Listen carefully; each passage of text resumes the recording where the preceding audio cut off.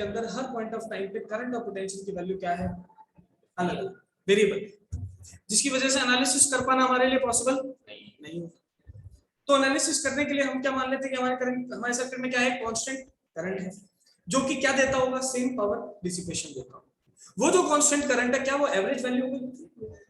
तो वो average value कैसे निकाली, तो आरएमएस वैल्यू से कैलकुलेट करके निकाली। अभी आरएमएस वैल्यू कैसे निकालेंगे, हमने डीसी पावर का आउटपुट देगा, हमने एसी पावर आउटपुट देगा, दोनों क्या कर दिया, इक्वेट करते ही आई आरएमएस की वैल्यू निकल गई, जो कि पीक वैल्यू बाय √2 होती है। क्या होती है पीक वैल्यू बाय √2 की वैल्यू कितनी होती है, 1.414, कितनी होती है, याद रखना है, एग्जामिनेशन में दिक्कत नहीं आएगी। या फिर डायरेक्टली याद रखो 1/√2 की वैल्यू होती है 0.707, 1/√2 की वैल्यू होती है 0.707। अब आप ध्यान से देखिए, अगर आरएमएस के फॉर्मूले को थोड़ा चेंज किया जाए तो आई आरएमएस क्या बनेगा, 0.707 IM, मतलब जो भी पीक वैल्यू है आप उसको 0.707 से मल्टीप्लाई करिए and you will get the value of RMS. बताया वहीं सबको क्लियर हुआ कि नहीं हुआ?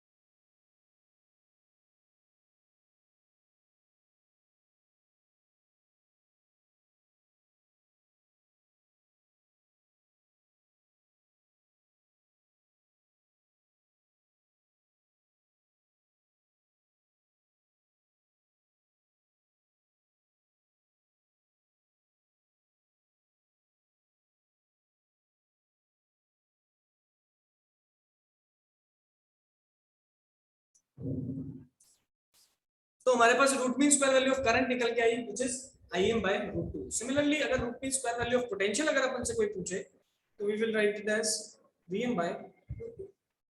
हम इसको क्या लिखेंगे, Vm/√2 लिखेंगे। अब इस पे क्वेश्चन किस तरीके से आता है एग्जाम में, हम उसकी बात करेंगे। हमने फेजर डायग्राम बना लिया था क्लास के अंदर, क्या हमने फेजर डायग्राम बनाया था, कर्व के साथ में एक फेजर डायग्राम भी बनता है, निकाला।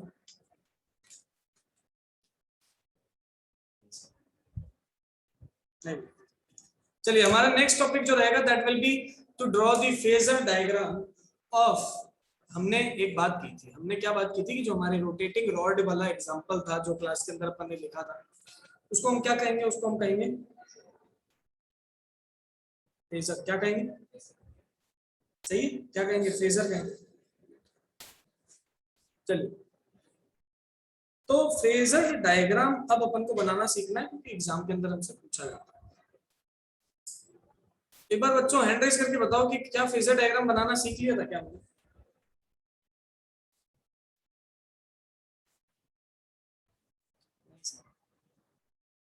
चलिए देखिए, सबसे पहले हमने करंट का और पोटेंशियल का ग्राफ बनाना सीख लिया था, तो पहले उस ग्राफ को अपन वापस से रीड्रॉ करते हैं। ठीक है, रीड्रॉ करते हैं, देखते हैं किस तरीके से ग्राफ हमारे पास बन गया।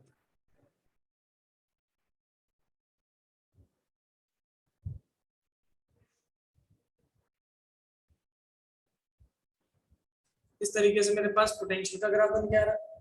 सिमिलरली यहाँ पर मैं करंट का ग्राफ भी बना सकता हूँ।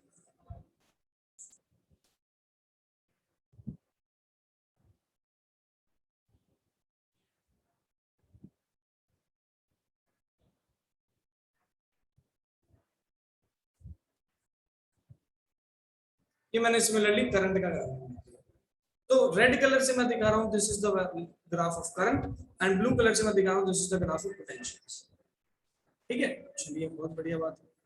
अब ध्यान से देखो, मैं पीक वैल्यू सबको यहाँ पर डिनोट करता हूँ। डायग्राम कुछ इस तरीके से ही आपको एग्जामिनेशन में भी बनाने होते हैं, लेकिन अब तो क्या है, सब्जेक्टिव एग्जाम है नहीं तो बनाने में दिक्कत वाली बात है नहीं किसी को, लेकिन जब एग्जामिनेशन होते थे तो हम इसी तरीके से डायग्राम को ड्रॉ करते हैं। चलिए, अब मैं क्या करता हूँ, किसी भी टी टाइम पे, किसी भी टी टाइम पे ये देखने की कोशिश करता हूँ कि पोटेंशियल और करंट की वैल्यूज क्या है। तो मैंने यहाँ पर क्या किया, जैसे डॉटेड लाइन को क्रिएट किया, दिख रहा, ठीक है, डॉटेड लाइन को क्रिएट किया एंड इस एक्सिस को एक्सटेंड किया, ये लो एक्सटेंड कर दिया, यहाँ पर एक अलग सा ग्राफ बना दिया लाइक दिस। ये बना। अब मैं जहां पर भी ये पोटेंशियल और करंट की वैल्यूज को कट कर रहा है ना, सिर्फ उन वैल्यूज को उठाता हूँ और उनको एक्सटेंड कर देता हूँ। जहां पर ये पोटेंशियल और करंट की वैल्यूज को कट कर रहा है, उन वैल्यूज को उठाया और उनको एक्सटेंड कर दिया लाइक दिस 32। तो उन वैल्यूज को हमने कर दिया एक्सटेंड। अब यहाँ पर हम जानते हैं कि रोटेटिंग रॉड फेजर को दिखाती है, तो यहाँ फेजर दिखाएंगे सबसे पहले। ये लो ऐसे हमने एक फेजर बनाया कहां तक, पोटेंशियल की वैल्यू तक, तो this is the phasor of potential. और ऐसे ही हम एक और फेजर बनाएंगे कहां से, यहीं से कहां तक, करंट की वैल्यू तक, तो ये मेरे पास बन गया फेजर ऑफ करंट। अब क्यों एक के ऊपर एक बने ये, इसका रीजन ये है क्योंकि भाई जैसे जैसे पोटेंशियल बढ़ता है, आप इस ग्राफ में देखिए, ग्राफ में देखने की कोशिश करो, जैसे जैसे पोटेंशियल बढ़ रहा है वैसे वैसे करंट भी बढ़ रहा है। जैसे जैसे पोटेंशियल कम हो रहा है वैसे वैसे करंट भी कम हो रहा है। दैट मींस दोनों साथ साथ चल रहे हैं, इन हैंड चल रहे हैं। अगर पोटेंशियल बढ़ता है तो करंट भी बढ़ता है, पोटेंशियल कम होता है तो करंट भी कम होता है। दोनों जीरो भी सेम टाइम पे हो जाते हैं, दोनों मैक्सिमम भी सेम टाइम पे हो जाते हैं, दोनों मिनिमम भी सेम टाइम पे हो जाते हैं। इसका मतलब दोनों साथ साथ चलते हैं, दोनों साथ साथ दोनों के फेजर क्या करेंगे, रोटेट करेंगे 32।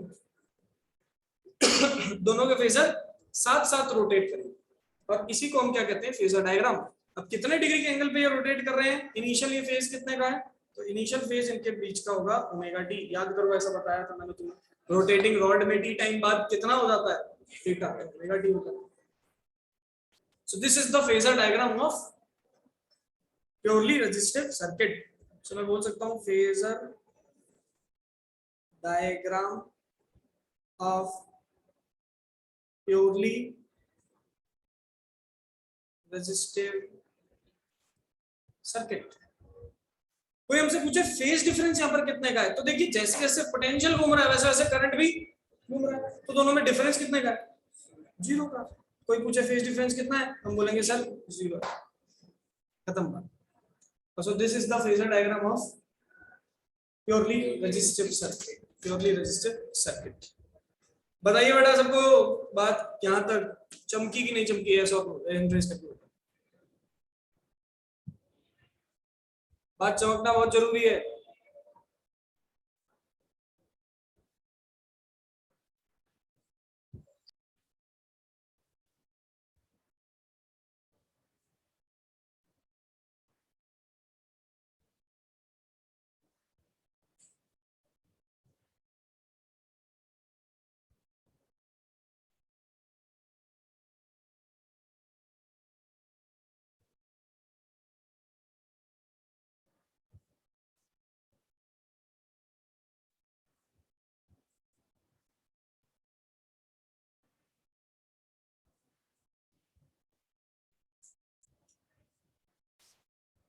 बहुत बढ़िया। अब इस पे बेस्ड अपन करते हैं क्वेश्चन, प्योरली रेजिस्टिव सर्किट पे अब अपन करेंगे क्वेश्चन ध्यान से, किस तरीके से होगा, कैसे करना है। इंडक्टर की शुरुआत भी आज कर देंगे। तो प्योरली रेजिस्टिव सर्किट का क्वेश्चन जो आता है वो कुछ इस तरीके से आता है, देखिए ए resistor of 100 ohm is connected to a 200 volts 50 hertz power supply. ठीक है, 220 वोल्ट 50 हर्ट्ज की पावर सप्लाई से हमने इसे क्या कर रखा है, कनेक्ट कर रखा है। कैलकुलेट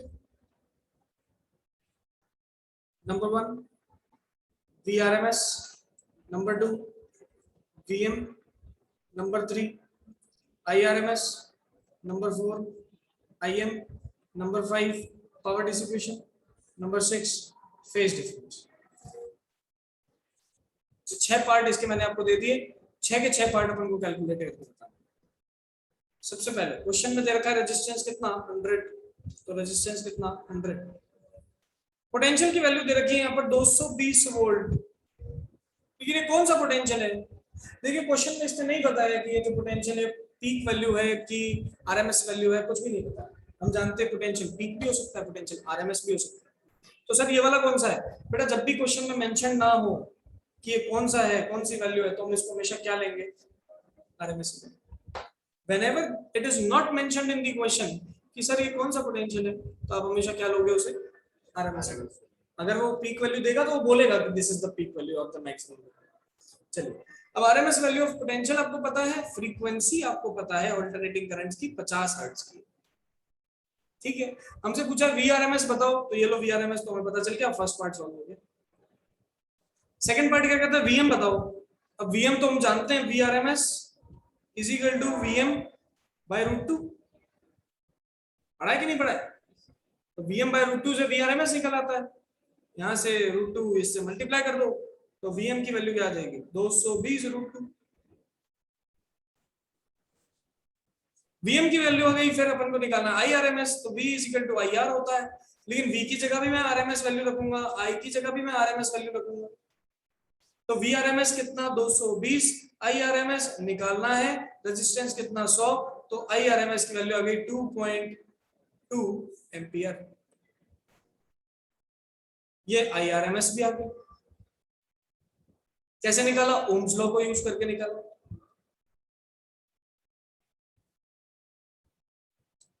इसके बाद हमसे पूछा है IM peak value of current. So peak value of current IM जो रहेगा वो क्या रहेगा, IRMS multiplied by √2। So IRMS कितना 2.2, और इसको √2 से मल्टीप्लाई कर दूंगा, ये लो पीक वैल्यू भी आ जाएगी।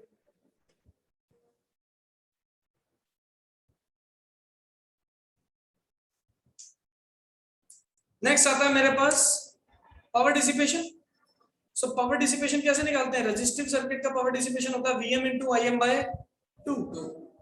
इसको मैं ऐसे लिख सकता हूं, Vm by √2 multiplied by Im by √2। Vm by √2 को मैं लिख सकता हूं VRMS, Im by √2 को मैं लिख सकता हूं IRMS। तो मेरे पास यहां से वैल्यू आ जाती है VRMS into IRMS, मतलब 220 into 2.2, आंसर आ गया 484 वाट्स। पावर डिसिपेशन आ गया, तो फेज डिफरेंस लास्ट में हमें पता ही है, प्योरली रेजिस्टिव सर्किट है तो फेज डिफरेंस कितना होता है, 0। ये एनसीईआरटी के फर्स्ट सेकंड क्वेश्चन, पहला और दूसरा क्वेश्चन। ठीक है, इस तरीके से एग्जामिनेशन में सवाल आता है। तो आपको दिमाग में सवाल आ रहा होगा, सर हमें कैसे पता कि ये करंट इलेक्ट्रिसिटी से सॉल्व करना है कि एसी से सॉल्व करना है। तो बेटा क्वेश्चन को अगर ध्यान से पढ़ेंगे तो क्वेश्चन में एक चीज इसने दे रखी है, क्या, 50 हर्ट्ज। ये कभी हो सकता है जब करंट कैसा हो, तभी हो सकता है, उसके अलावा नहीं हो सकता। बताएं सभी यहां तक क्लियर है कि नहीं, fast.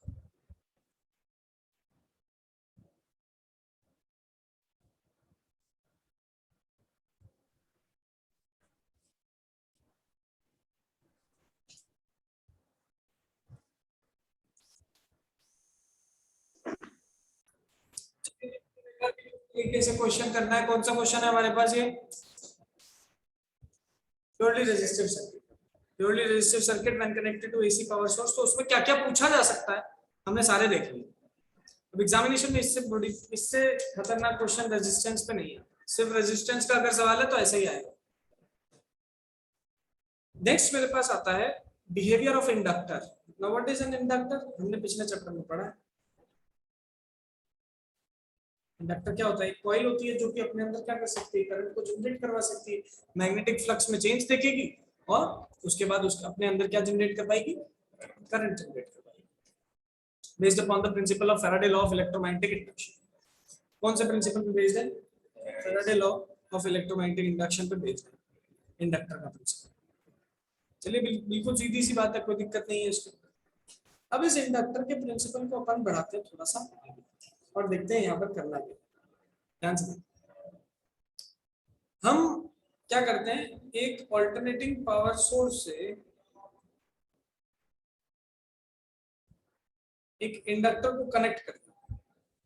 Now we all know, हम सभी लोग जानते हैं कि इंडक्टर को जैसे इससे कनेक्ट किया तो ऑल्टरनेटिंग पावर सोर्स तो एक वेरिएबल सोर्स है। यहाँ पर तो कभी भी कोई वैल्यू कांस्टेंट नहीं रहती, पोटेंशियल की वैल्यू भी चेंज होती रहती है, करंट की वैल्यू भी कंटीन्यूअसली चेंज होती रहती है। पोटेंशियल कंटीन्यूअसली अलग अलग होने से होता क्या है, पोटेंशियल अलग अलग होने से एक सिंपल सा फंडा यहाँ पर एक्ट करता है, वो ये है कि पोटेंशियल हर पॉइंट पे वेरिएबल होगा तो करंट भी क्या होगा, वेरिएबल। अगर करंट वेरिएबल होगा तो मैग्नेटिक फील्ड का फॉर्मूला होता है म्यू नॉट एन आई। अगर करंट वेरिएबल है तो मैग्नेटिक फील्ड भी क्या हो जाती है, और अगर मैग्नेटिक फील्ड वेरिएबल हो जाती है तो फ्लक्स का फॉर्मूला क्या होता है, बी डॉट ए, ये भी क्या हो जाता है। अब अगर फ्लक्स वेरिएबल हो गया और इस कॉइल के अंदर से जो मैग्नेटिक फ्लक्स क्रिएट हो रहा है, वो मैग्नेटिक फ्लक्स अगर खुद भी क्या करने लग जाए, चेंज करने लग जाए, तो ये खुद ही के मैग्नेटिक फ्लक्स को देखेगी चेंज होता हुआ और खुद ही क्या बना लेगी, ईएमएफ बना लेगी, which is known as the self inductance of the coil. याद आ रहा है, पढ़ा है, पढ़ा ही नहीं कैसे आता है, ठीक है, which is known as the self inductance of the coil. Self inductance क्या होता है, खुद ही के अंदर फ्लक्स में चेंज ऑब्जर्व किया और खुद ही के अंदर डेवलप कर लिया ईएमएफ, तो उसको कहेंगे सेल्फ इंडक्टेंस। ठीक है सर, यहाँ पर सेल्फ इंडक्टेंस डेवलप होगा तो क्या कंटिन्यूअसली होगा, मैं कहूंगा बिल्कुल कंटिन्यूअसली होगा। कितना सेल्फ इंडक्टेंस डेवलप करेगी, तो minus L d i by d T. कितना पोटेंशियल इसको मिल रहा है, तो वीएम साइन ओमेगा टी मिल रहा है, V is equal to Vm sin omega t, इसको पोटेंशियल मिल रहा है, ईएमएफ ये डेवलप कर रही है minus L d i by d T.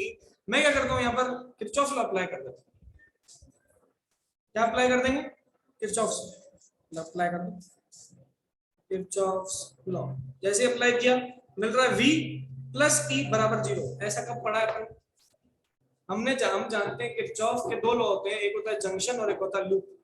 आप लूप लॉ को उठाओ, उसमें क्या होता है कि जो टोटल पोटेंशियल है उसको ऐड करो, बराबर किसके हो जाएगा, 0 पे। तो वही चीज हमने यहाँ पर की, V पोटेंशियल तो पावर सोर्स दे रहा है, E पोटेंशियल खुद बना रही है, तो दोनों को ऐड कर देंगे, नेट पोटेंशियल कितना हो जाएगा, 0 हो जाएगा। यहाँ से इक्वेशन बनी मेरे पास Vm sin omega t minus L d i by d T बराबर किसके कर देंगे, 0 के। चलिए यहां से आया मेरे पास L d i by d t is equal to Vm sin omega t। dt को ऊपर राइट हैंड साइड पे भेजते हैं, यहां पर मैं रखता हूं l को LHS में भेज दो, di रहने दो, ये बना Vm by l, इधर बन गया sin omega t dt, integrate कर दो दोनों तरफ। sin थीटा का इंटीग्रेशन क्या होता है, cos थीटा, नेगेटिव में, किसमें, नेगेटिव में, सो ये बना मेरे पास minus Vm by l cos omega t। अब क्योंकि ओमेगा t भी है तो ओमेगा डिवाइड में चला जाएगा। इंटीग्रेशन पढ़ा है आप लोगों ने, मैथ्स वाले स्टूडेंट बड़ी बात ही जानते हैं और बायो वाले भी जानते हैं, अगर 11th क्लास में थोड़ा सा भी पढ़ा है। एलएचएस में मेरे पास आ जाता है क्या, मैं क्या करता हूं, माइनस कॉस थीटा को लिखता हूं sine theta minus pi by 2, ये लिख सकता हूं, क्या लिख सकता हूं, minus cos theta can be written as sine theta minus pi by 2। ये कहां से आया, तो सर पीरियोडिसिटी से आया। कैसे आया सर, तो ये लो हम लिख सकते हैं साइन 90 माइनस थीटा और माइनस साइन बाहर आ जाएगा, माइनस साइन जब बाहर आ गया 90 माइनस थीटा को हम क्या कर सकते हैं, cos थीटा कर सकते हैं, तो अल्टीमेटली cos थीटा को हम ये चीज मेंशन कर सकते हैं। ट्रिग्नोमेट्री यूज किया और कुछ नहीं किया। हम यहाँ पर अप्लाई करेंगे I will be equal to minus Vm by, sorry minus तो हटा दो, जब इसको सॉल्व कर दिया है तो इसको नेक्स्ट टाइम हम लिख सकते हैं Vm by omega L sine omega t minus pi by 2 and Vm by omega L हम लिखते हैं Im, और करंट की वैल्यू बनी I is equal to Im sine omega t minus pi by 2। देखिए यहाँ पर करंट की जो इक्वेशन बनी वो थोड़ी सी अलग बन रही है, रेजिस्टेंस में करंट की इक्वेशन अलग थी, यहाँ पर रेजिस्टेंस नहीं है, यहाँ पर क्या है, इंडक्टर। इंडक्टर में करंट की इक्वेशन थोड़ी सी अलग बन रही है, क्या बन रही है, I is equal to Im minus pi by 2, और वहां पर थी I is equal to Im sine omega t, तो फेज डिफरेंस 0 आता था, यहाँ पर देखो फेज डिफरेंस कितने का दिख रहा है, पाई बाई 2 का, 90 डिग्री का, तो 90 डिग्री के फेज डिफरेंस से इस बार करंट हमें मिलता है। ठीक है, इंपॉर्टेंट है, याद रखना है इस चीज को। ध्यान से देखिए इस चीज को, यहाँ पर आज की आखिरी बात बता रहा हूँ, इसके बाद और नहीं बताऊंगा क्योंकि बहुत ज्यादा हो जाएगा, इससे ज्यादा ऊपर से। तो आखिरी बात सुन लो, फिर मैं रिवाइज कराऊंगा और फिर खत्म करूंगा। हमारे पास दिख रहा है Vm बाय ओमेगा एल, इसको मैं लिख सकता हूँ, देखो कंपेयर करो, V बाय आर किसके बराबर होता है, I के, तो यहाँ से R की वैल्यू किसके बराबर आ रही है, आ रही है कि नहीं आ रही, तो R की वैल्यू किसके बराबर आई, अरे यार बेटा ध्यान से सुनो, आपने एक सर्किट के अंदर इंडक्टर लगाया, उसको अल्टरनेटिंग पावर सोर्स से जोड़ा। जैसे आप उसको अल्टरनेटिंग पावर सोर्स से जोड़ते हो क्या होता है यहाँ पर, जैसे आप उसको अल्टरनेटिंग पावर सोर्स से जोड़ रहे हो क्या हो रहा है, वो एक रेजिस्टेंस डेवलप कर रहा है। क्या क्या डेवलप कर रहा है, रेजिस्टेंस। कैसे पता चला सर, करंट ओम्स लॉ से कंपेयर करके देख लो। यहाँ पर करंट है तो यहाँ पर भी करंट है, क्या यहाँ पोटेंशियल है, पोटेंशियल है, तो नीचे वाली क्वांटिटी हो गई क्या हो गई, रेजिस्टेंस हो गई। इसका मतलब जब भी एक इंडक्टर को किससे लगाया जाता है, अल्टरनेटिंग पावर सोर्स से, तो वो कनेक्ट करते ही कैसा बिहेव करने लगता है, रेजिस्टर की तरह बिहेव करने लगता है। कितना रेजिस्टेंस होता है, तो उसका होता है ओमेगा एल। इसको कहते क्या है सर, तो इसे कहते हैं इंडक्टिव रिएक्टेंस। क्या कहते हैं, inductive reactance. What do you mean by inductive reactance? The resistance offered by a coil when it is connected to alternating power source. दोबारा सुनो, ये हमारे पास इंडक्टर था, इंडक्टर के अंदर मैंने किरचॉफ लॉ लगाया। ये हमारे पास इंडक्टर था, इंडक्टर के अंदर मैंने क्या लगाया, किरचॉफ लॉ। किरचॉफ लॉ लगाने के बाद मैंने देखा Vm sin omega t minus LdI/dt बराबर 0। यहां से जब इंटीग्रेट करके करंट की वैल्यू निकाली तो क्या निकली, I is equal to minus Vm by omega L cos omega t। cos omega t को मैंने sin omega t minus pi by 2 लिख दिया। नेक्स्ट लाइन में मैंने Vm by omega L को Im लिख दिया, और वहां से कंपेयर करके ये देखा कि जो रेजिस्टेंस है कॉइल का कितना निकल के आ रहा है, ओमेगा L के बराबर निकल के आ रहा है। And this is known as the resistance of which coil, inductor, when it is connected to alternating power source. बताइए ये बात क्लियर हुई कि नहीं हुई, आज इतना ही करेंगे अपन क्लास में।